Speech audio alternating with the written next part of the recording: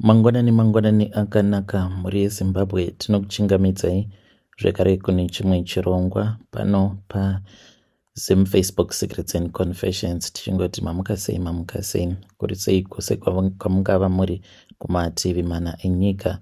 Please like, comment as well as subscribe to our channel so that irambe ichienda kumberi. Zvekare nekuTikTok you can also follow our profile there on TikTok. Tirambe tichiwana maconfessions akasiyana-siyana. Regedzai tapinda mumamessages edu atatsoka takakubatirai. Hanzi mukoma makadii zvenyu, ndinokumbirawo kuti munge muchindiposterawo nyaya yanguwo makaviga chitupa changu. Ininiwo ndakazouya kunoku kuSouth Africa panguva iya yeCovid. Ndakaona kuti zvainge zviri nani kuti ndinge ndichitizapo pamba paProfet. Prophet ava vazhinji vanotovaziva because vatori nemukurumbira. Ndakabva ndachizotiza pamba pavo ndikati zviri nani kuti ndinge ndichiuya kuzotsvaka basa kuno kuSouth Africa. Ndakafamba munguva iya yeCovid, zvinhu pazvainge zvakaoma. Zita rangu muchanditi Tonderai, but ndakasarudza upenyu hwangu than kuti ndinge ndichiramba ndichishandiswa pamhiko dzehurombwa. Ininiwo I am from Seke kuchitungwiza. Ndakabva ndachizowana basa ndikatanga kushandira vamwe profeti vatori nemukurumbira. Vazhinji munongovaona pamaTV nepamaYouTube. Ndakatsvakirwa basa mugore ra2019. Ndakatsvakirwa basa neimwe friend yangu just before COVID.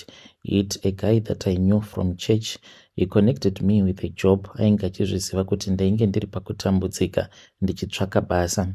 He said kuti the prophet vainge vachida munhu uyo ainge achizoshanda kumba kwavo kwavainzi kunonzi kuprivate prayer retreat. Ndichangoti imba iyi iri kuGlenlawn, but kumba ikoko hakugare munhu zvachose. It's just a beautiful mansion zvekuti pandakaudzwa kuti ndinenge ndichigarapo ndiri ndega pamba apa mukoma, ndakati ndakatarisa dzimba racho, mwana dzimba dziya dzekuti anenge ari mazi abandoned houses mumahorror movies, ndo zvarakaita zimansion. Yainge yakanaka imba yacho iyoyo. Ndakapiwa mutemo umwe chete, ndikanzi mutemo wepamba pano haufaniri kuti unge uchizopinda nevasikana whether kucottage kwaunenge uchigara, nekuti ndainge ndichigara kucottage. Ndikanzi handaifanira kuti ndinge ndichizopinza vanhukadzi nekuti pamba ipapo painge pachitonzi patsvene, ndo pavanouya vachizonamata, to be alone with God. Basa rangu rainge riri iroro rekumeka sure kuti kaorchard kainge karipo, everything is always right, the lawns were neatly trimmed, maruva nei munongomaziva masystem acho as a gardener. The first 2 months everything was fine. Ndakaita zvose zvandainge ndichinzi ndaifanira kuti ndinge ndichiita. So ndakazoita musikanzwa because ndainge ndava kupota ndichiposta mapictures paFacebook. Then pane umwe mukadzi uyo akazotanga kungondi-approacha, she was interested in me. Ndobva tachizotanga kutaura tose. Akandiudza kuti iyewo ainge achigara makaremo muGlenlawn, this and that, and ainge aine maproblems awo ainge achisangana nawo mumarriage. Ainge achingoda munhu wekungofambidzana naye, kungopusha time. Ndikabva ndati iripo. Ndakabva ndachizomuunza pamba apa mukoma. Ndakati ndamuunza pamba tikarara tose kucottage, ndokubva mangwana makuseni azomuka achidzokera kumba kwake. Then the following week, I can say it was on a Monday, Prophet had traveled to South Africa. Saka I just thought of getting into the mansion because ndainge ndakaona kuti sezvo ndainge ndakawina mumuzi vaya nekuda kwekuti ndainge ndakaposta mapictures emba iyi, ndo zvainge zvakaita kuti ndinge ndichiwana munhu through Facebook. Ndikati ndava kutombopinda mumba ndinge ndichitora mapictures ndiri mumba. Ndakapinda mumba mukoma. Ndapinda mumba ndopandakaona kuti mainge makazara makushe ehuku kubva mukicheni, mudining. So ndakazoti ndava mudining ndopandakatanga kunzwa kushinyira. Ameno chakanditi ndinge ndichidongorera, ndakabva ndatanga kufamba ndikaenda ndikanodongorera kuseri kwerimwe sofa, ndikaona kwainge kuine nyoka. Nyoka iyi chakandinetsa ndechekuti yainge iri shatu, asi iri shatu iri yeblack. Handizivi kana kuine munhu akambosanganawo neshatu iri yeblack. Ndakaiona nyoka iyo yomukoma, I think kuti yainge yakagutisa, yakangonditarisa ichinanzvira. Ndakabudamo ndichitiza, asi mukoma ndakaona kuti kumadziro kwainge kuine rimwe glass rainge ririko. Glass iri mukoma raiita mashowers, sezviya zvaiita matv ekudhara kuti anoita mashowers. Ndo zvandakaona muglass racho iroro rainge riri kumadziro. I ran and I did not even close the door. Mukoma nashi usiku hapana kana kurarika. Usiku hwose ndainge ndichingorota. Prophet vakanditsamwira, vakauya vakabata mbudzi, vari ivo mudzimai nemwana wavo. Vainge vachindipopotera vachiti, tarirawo nemanje zvawakonzeresa, tarirawo nezvawaita kuti maoko angu ange achizotsvuka ropa sekudai. Maoko angu anga asina ropa, but nekuda kwako maoko angu atsvuka ropa, atsvukiswa ropa newe. Vakabva vachizotora mbudzi iya. Mushure mekunge vatora mbudzi iyo yomukoma, chakandinetsa ndechekuti yainge yakatofa apo pavainge vakaitakura. Pandakatanga kuvaona kuhope kwangu, asi vakati vapfugama vose semhuri at the front door. Mbudzi iyi ndopayakasimuka, yakati yava kuda kutiza, ndopandakangoona demo rakabva mumba rikaitema mbudzi iyoyo. Kwava kuchizoshanduka ikabva yachizoita umwe munhukadzi, asi mukadzi iyeye airatidza kuti ainge ari weukama, iri hama yaamai Prophet. Ndohope dzandakarota. Mangwana acho makuseni mukoma nashi pandakamuka ndakatoona kutoti pafront door painge pakazara ropa. Ndakangotora bhegi rangu ndichibuda, ndakaona kuti panze pegedhi painge paine Mercedes Benz yeblack yainge yakapaka outside. Mainge muine varume vaviri vainge varimo, vakandibvunza kuti kuri kuenda kupi. Ndakangoti ndaremerwa, ndoda kuti ndige ndichimbosvika kudheni. Havana kana kumbondibvunza zvakawanda, asi ndakangoti ndichingopedza kutaura navo, varume ava mukoma nashi vakabva vatanga kutaura. Handizivi kuti vainge vachitaura nani, asi mukoma ndakangosiyana nazvo ndikabva ndachizodzokera kumba. Mushure mekunge ndadzokera kumba, ndaiva nehope dzandainge ndichirota, uye zvekare Benz iya yeblack yainge isina manumber plates ndainge ndava kungogara ndichiiona mustreet medu. Ndopandakazotaura neimwe friend yangu ndikamuudza kuti ndainge ndichida kuti anga achinditsvakirawo basa. Akati iko zvinozvo mabasa asi kubatika, but unokwanisa kuuya. Ndaiva ndiine kamari kandainge ndeinako. That is the money that I used to sustain myself pandakazouya kunoku kuJoni. Ndiyo secret yangu yandiinayo mukoma. Kana mukaposta muzondizivisawo, ndichange ndichizotevererawo ndiri mucomment section. Vedare ndo message iyo yandakatumidzirwa ichibva kuna mukoma vedu. Zvakangooma hazvo vedu we, ngatizamei kuti tinge tichitaura navo mucomment section. Hanzi imba iyoyo hakuna anogarako. Imba yainzi ndo kuri holy kwavanoenda vachinonamata vachisangana naMwari, but ndakazoona nyoka yainge iri kumashure kwerimwe sofa ichiratidza kuti yakagutisa nyoka iyoyo apa shato yeblack. Kune akamboonawo here shato yeblack? Strange things indeed they do happen in this world. Rekedzei tibva taenda panyaya yedu inotevera. Nyaya yedu inotevera yakamira sekudai so. Hanzi makadi zvenyu mukoma, ndinokumbirawo kuti muge muchindiposterawo nyaya yangu makavikawo chitupa changu. Ndauyawo pano ndiine secret iyo yandiinayo. Ndoda kureururawo kuti umwe mundara uyo wandakamboshandira akazokuvara makumbo ake mushure mekunge ndabatsirwa nevamwe madzibaba. Saka madzibaba ava ndakaenda kwavari because mundara uyu ndainge ndamuwanira rimwe contract rekugadzira motikari dzemapurisa, zvivheni zvemuno izvi. Saka rainge riri contract rakamupa mari yakawanda. Akabva akatenga imba, akatenga motikari muno muSouth Africa, but ini haana kana kumbogara akandirangarira. Salary yakangoramba iri iyoyo. Nekufamba kwenguva akabva achizoti contract yainge ichiti anofanira kuti ange achishanda nevanhu vane mapepa chete. Saka akazotanga kutsvaka vana makanika vemuno muSouth Africa because yainge yatova kambani, atori nekambani hombe chaiyo. So takabva tachizomiswa basa.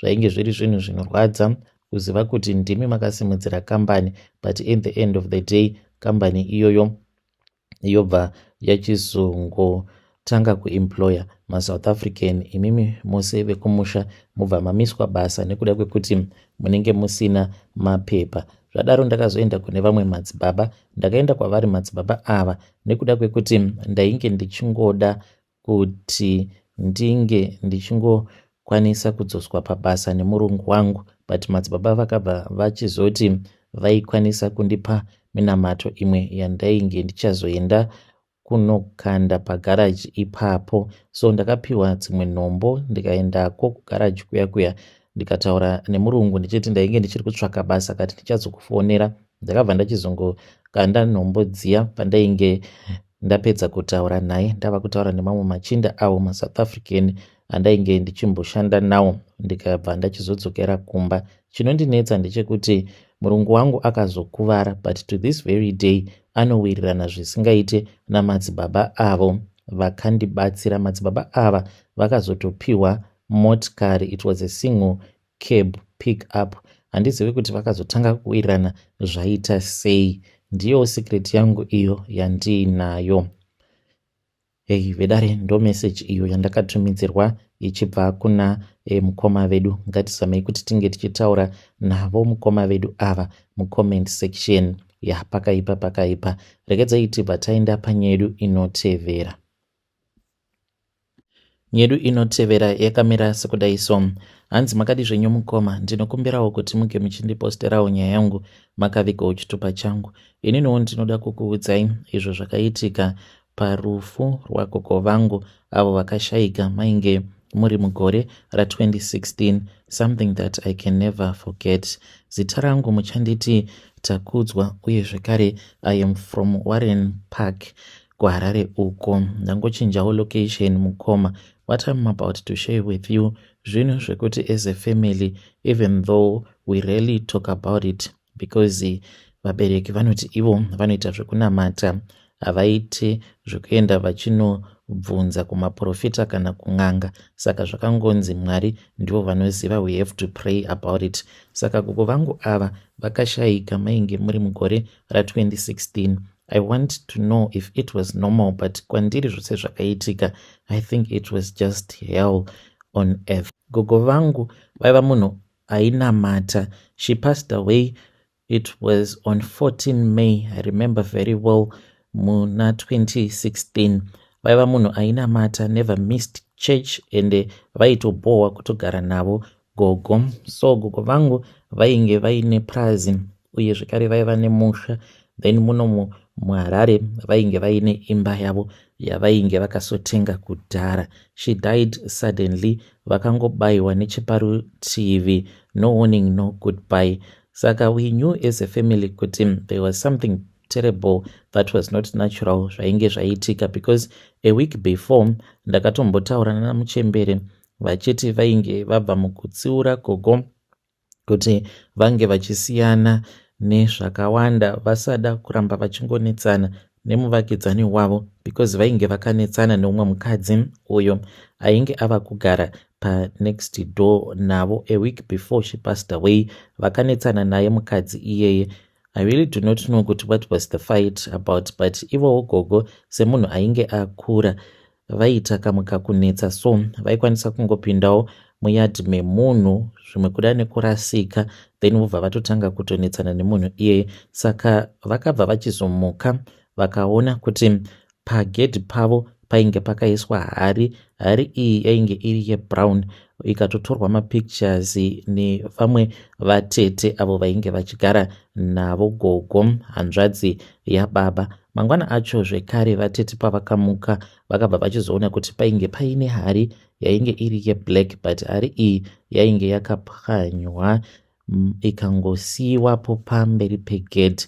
So after that ndo pavakabva vachizongotanga kungocomplaina vachiti musana wavo wainge uchirwadza, and then that was when she passed away. After our grandmother had passed away, tose takaenda kumusha, and then zuva iro rekuti mutumbi wavo wakazounzwa kumba, a body was brought home. It was in the evening.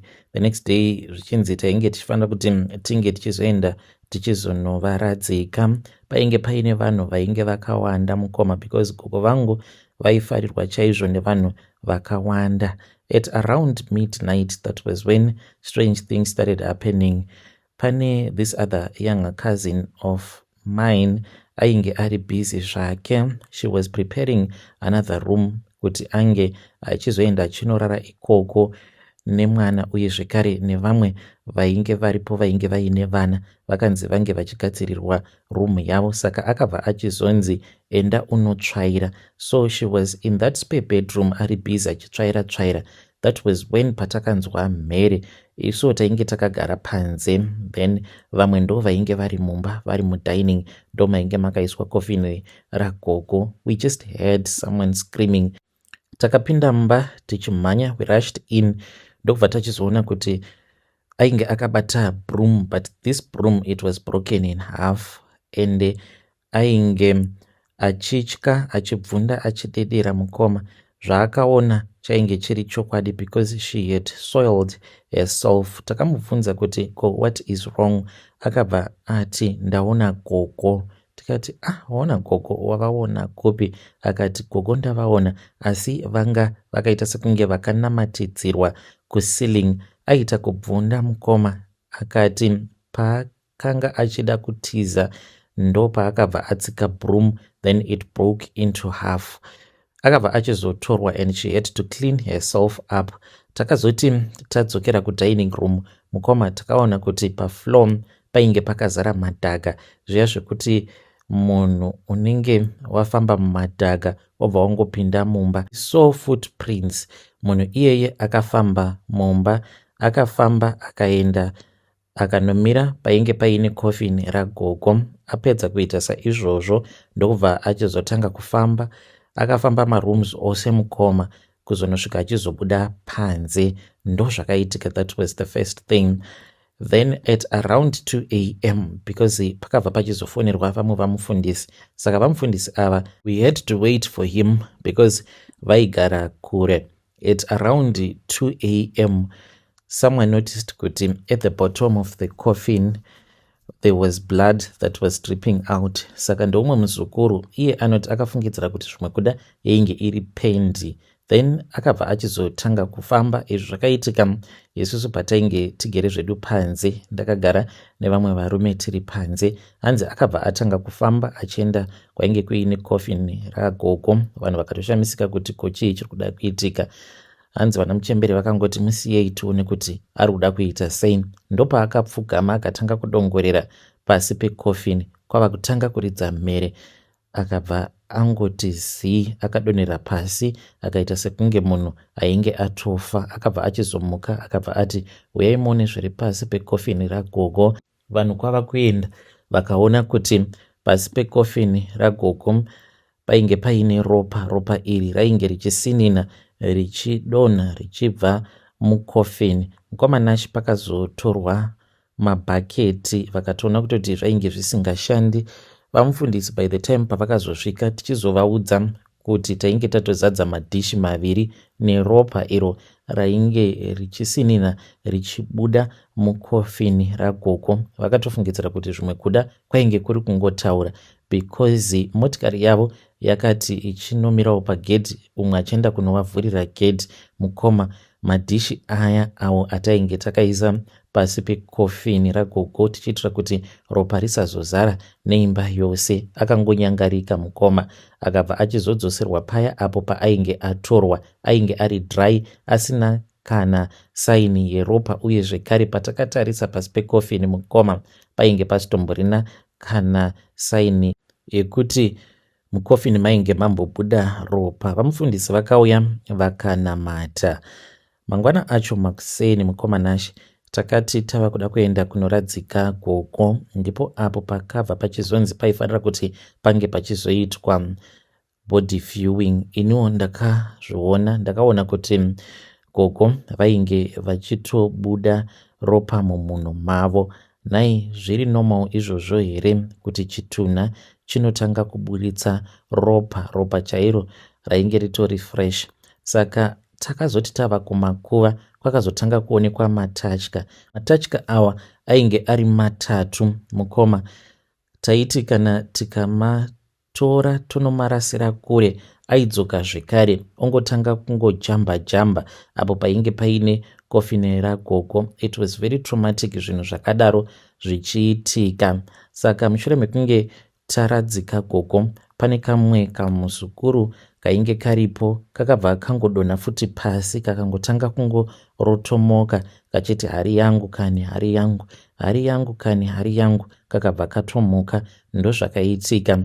Ende kakati kakarara pasi kudaro kakatanga kukambaira kachiita sekunge inyoka mukoma. Ndozvakaitika tiri kumakuva. Gogo vangu vakavigirwa kuWarren Hills Cemetery. Zvinhu zvakatishamisa semhuri. So ndangouyawo panapa ndichida kungobvunza kuti zvinhu zvakadai kune vanhu vakambosangana nazvo here? Chimwe zvekare chandanga ndakanganwa mukoma ndechekuti after we had lowered the coffin, tatofushira paya, then we had an explosion, kuita sekunge muguva mavo gogo mainge muine mafirecracker, kuita kunge painge paine munhu ainge abatidza mafirecracker. There was a little explosion zvekutoti takati takatarisa guva ragogo takatoona kutoti rainge richitosheka kuita sekunge earthquake mukoma. Ndozvimwe zvekare zvandanga ndakanganwa zvakaitika. Kana mukaposta nyaya yangu muzondizivisawo, ndichange ndichizotevererawo ndiri mucomment section. Zviri normal here izvi zvakaitika parufu nekuvigwa kwagogo? Uye zvekare seiko veukama vasingadi kufamba vanongoti prayer will sustain us, prayer is enough? Havadi kuti tinge tichifambira nyaya yacho iyoyo.